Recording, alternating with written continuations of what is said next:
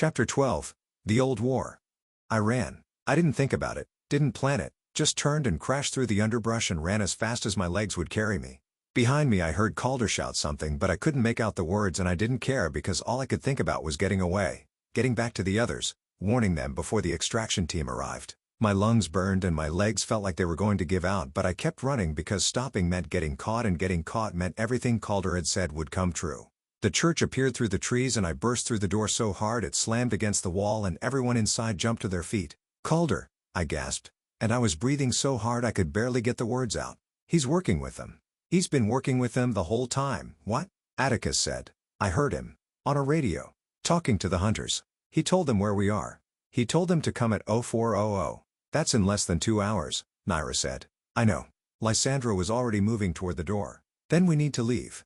"Now where?" Torin asked. "Every location we have is compromised." "Not every location," Seraphine said. Everyone turned to look at her. She was standing near the altar with her arms crossed and her expression unreadable, and something about the way she was looking at me made my stomach twist. "There's a place," she said. "North of here. Old caves that run beneath the ridge. The hunters don't know about them." "How do you know?" Atticus asked. "Because I've used them before." "When?" "When I was hiding Elijah." The silence that followed was heavy and suffocating. "You hid him in caves?" Lysandra asked. "Not in them. Near them. The caves were my backup if things went wrong." She looked at me. "They're going wrong now." "How far?" Atticus asked. "Maybe 3 miles. We can make it in an hour if we move fast." "And if the hunters catch us on the way?" "Then we fight." No one argued because there wasn't time to argue and because we all knew she was right. We grabbed what we could carry and left through the back door and moved into the forest as quietly as possible. The darkness was absolute and the fog made it impossible to see more than a few feet ahead, and I kept expecting to hear voices or footsteps or the sound of vehicles closing in. Nothing came. Just the sound of our breathing and our footsteps and the distant rustle of wind through the trees. Seraphine led us north and she moved like she knew exactly where she was going. Like she'd walked this path 100 times before. Maybe she had. I stayed close to Rowan because I didn't trust anyone else and because he was the only person who hadn't given me a reason to doubt him yet. "You okay?" he whispered. "No, yeah. Me neither." We walked for what felt like hours but was probably closer to 40 minutes before Seraphine stopped at the base of a rocky outcropping that rose up out of the forest floor like a broken tooth. "Here," she said. "I don't see anything," Torin said. "That's the point." She walked to the base of the outcropping and pushed aside a tangle of vines and dead branches to reveal a narrow opening in the rock, barely wide enough for a person to fit through. "You're joking," Naira said. "I'm not. We're supposed to go in there? Unless you'd rather wait for the hunters." Naira didn't respond. Seraphine pulled a flashlight from her pack and clicked it on, then squeezed through the opening and disappeared into the darkness. One by one we followed. The passage was tight and cold and smelled like damp earth and minerals, and I had to turn sideways to fit through because my shoulders kept scraping against the stone walls. The air was thick and heavy and it felt like the rock was pressing down on me from all sides, and I had to focus on breathing slowly because my chest was starting to feel tight and my hands were starting to shake. "Keep moving," Atticus said from behind me. I kept moving. The passage opened into a larger chamber after maybe 20 feet, and I stumbled out into the space and gasped for air because I hadn't realized how hard it had been to breathe in the tunnel. Seraphine was already lighting lanterns that had been left on the floor, and as the light spread I saw the cave properly for the first time. It was massive. The ceiling rose up into darkness maybe 30 feet above us, and the walls were slick with moisture that caught the lantern light and made the whole space shimmer like it was alive. Water dripped somewhere in the distance. A steady rhythmic sound that echoed strangely in the enclosed space, and the air smelled like stone and earth and something older than either. "How did you find this place?" Lysandra asked. "I didn't find it," Seraphine said. "It was shown to me." "By who?" "By people who needed to hide things they didn't want found." She set the last lantern on a flat rock near the center of the chamber and the light cast long shadows that stretched across the walls and made the space feel even larger than it was. "We should be safe here," she said. "At least for a while." "How long is a while?" Torin asked. "Long enough to figure out what we're going to do next." "What we're going to do next is leave," Atticus said. "Get as far from Ridge Hollow as possible before the hunters realize we're gone." "That won't work." "Why not?" "Because they're not just hunting Elijah. They're hunting all of us. And running will only delay the inevitable." "Then what do you suggest?" Seraphine looked at me and her expression was unreadable. "I suggest we tell him the truth." "What truth?" I asked. "The truth about what you are. About what dragons were. About why everyone wants you dead." My stomach twisted. "I already know what I am." "No. You know you're a dragon. You don't know what that means." "Then tell me." She was quiet for a long moment. And in the silence I could hear water dripping and the sound of our breathing and the faint whisper of wind moving through passages deeper in the cave. Dragons weren't always hunted, she said finally. There was a time when we were protectors, when we maintained balance between the supernatural factions and kept the peace. What factions? Rowan asked. All of them. Werewolves, werecats, vampires, witches, dozens of smaller groups that have mostly died out or gone into hiding. Centuries ago they were all at war with each other, fighting over territory and resources and old grudges that no one even remembered the origins of. And dragons stopped them? I asked. We tried to. She sat down on a rock near the lantern and the light made her face look older, more tired. When conflicts erupted, dragons would intervene. We were stronger than any other shifter, more powerful, more dangerous. We thought our presence would be enough to restore order. But it wasn't, Lysandra said.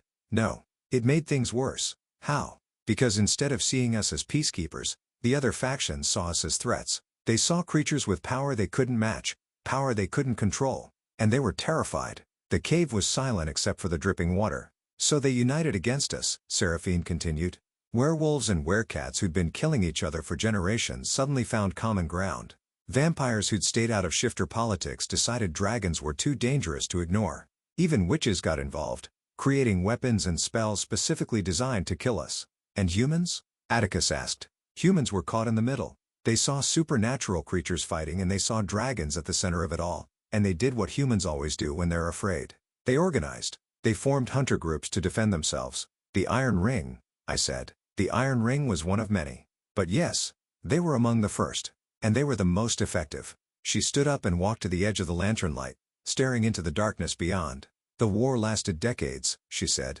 Dragons fought to survive but we were outnumbered and outmaneuvered. The other factions knew our weaknesses, knew how to trap us, how to kill us. And the hunters had weapons we'd never seen before, technology that turned our own power against us. What happened? I asked, even though I already knew the answer. We lost. By the early 1900s there were maybe a dozen dragons left in North America. By the 1950s there were 3. By the 1980s... She stopped. By the 1980s there was 1, Lysandra finished quietly. Seraphine nodded. The last dragon was killed in 1987. Or at least that's what everyone believed. But it wasn't true, I said. No. Several families had hidden dragon bloodlines, kept them secret, raised their children in isolation and taught them never to shift, never to reveal what they were. They hoped that if everyone believed dragons were extinct, the hunting would stop. Did it? For a while. The Iron Ring scaled back their operations. The other supernatural factions went back to their own conflicts. The peace was fragile but it held. Until I shifted, I said. She turned to look at me and her eyes reflected the lantern light. Until you shifted. My hands were shaking and I shoved them in my pockets because I didn't want anyone to see. So I'm the reason they're hunting us, I said. I'm the reason Calder betrayed us. I'm the reason people are going to die. You're the reason the peace is breaking, Seraphine said. But that's not the same thing, isn't it? No. Because the peace was built on a lie. It was built on the idea that dragons were gone forever, that the threat was eliminated. But dragons were never the threat. Fear was the threat. And fear doesn't go away just because you kill what you're afraid of. That's a nice philosophy, Torrin said. But it doesn't change the fact that every hunter organization and half the supernatural factions in the country are going to come after him now. I know. So what do? We prepare. We train. We make sure Elijah knows how to control his power before someone forces him to use it. And if they come before he's ready, then we fight. The silence that followed was heavy with implications. You're talking about war, Atticus said. I'm talking about survival. It's the same thing. Maybe. But what choice do we have?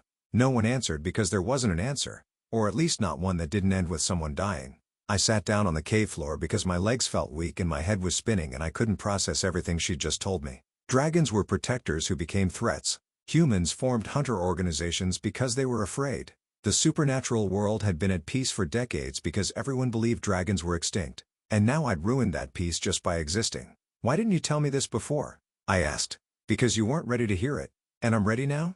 No. But you need to hear it anyway. I looked up at her and she was standing in the lantern light with her arms crossed and her expression unreadable, and I realized I didn't know her at all. She was my mother but she was also a stranger. Someone who'd hidden me and lied to me and sent me to a town where I'd be monitored and tracked and eventually hunted. You said dragons caused wars, I said. You said we escalated conflicts instead of stopping them. Was that true? Yes. Then Calder was right. I am dangerous. Calder believes dragons are inherently destructive, that our power makes us incapable of restraint. He's wrong.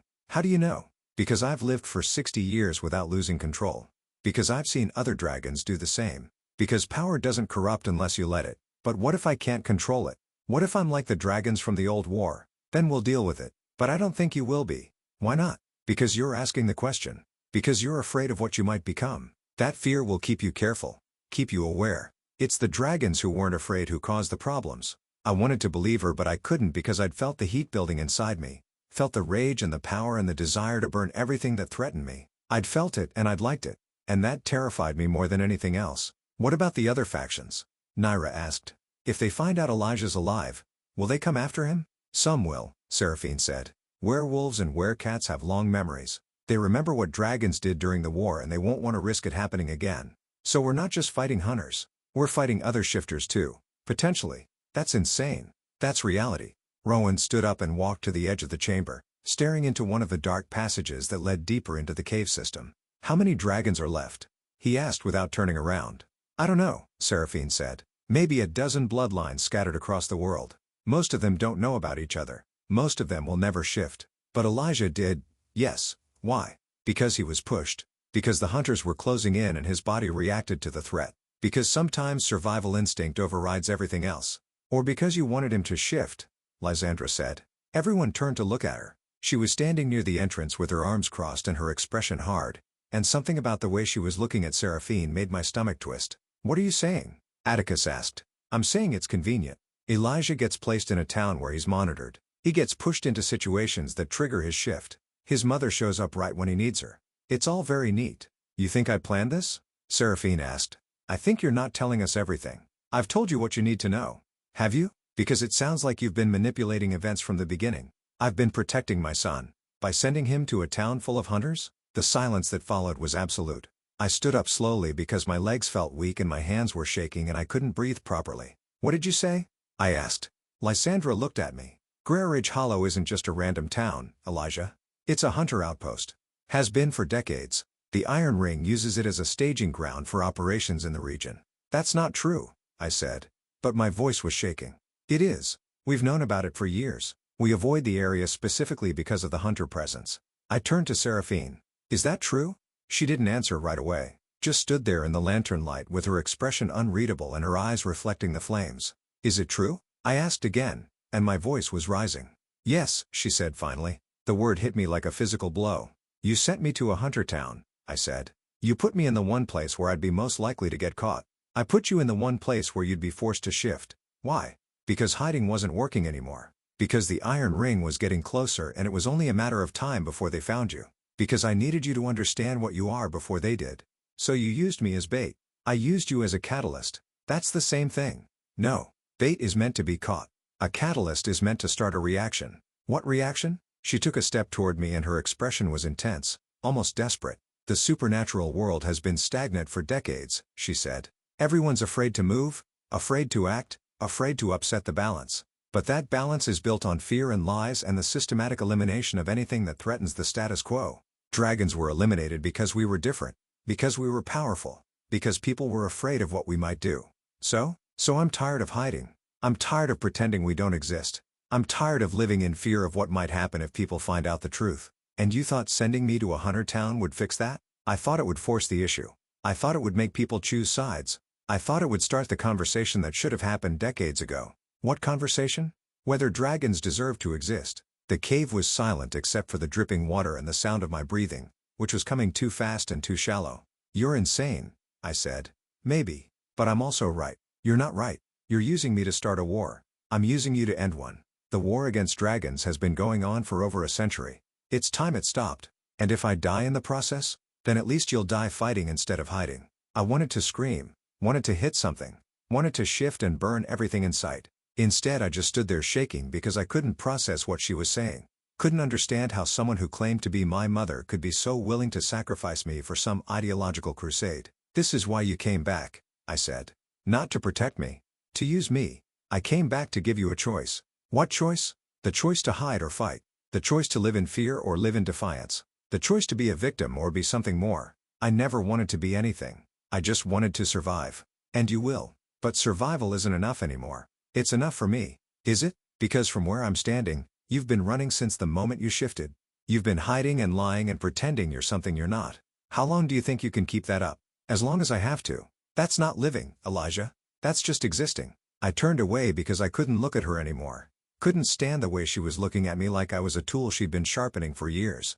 I need air, I said. There's no air out there. Just hunters. I don't care. I started walking toward the entrance but Atticus stepped in front of me. Don't, he said quietly. Get out of my way. Not until you calm down. I am calm. No. You're about to do something stupid. Maybe stupid is what I need right now. Maybe. But not here. Not now. I wanted to push past him but I knew he was right. Knew that going outside would just get me killed or captured or worse. So I sat down on the cave floor and put my head in my hands and tried to breathe. The others were silent. I could feel them watching me. Could feel their fear and their uncertainty and their doubt. They were wondering if Seraphine was right.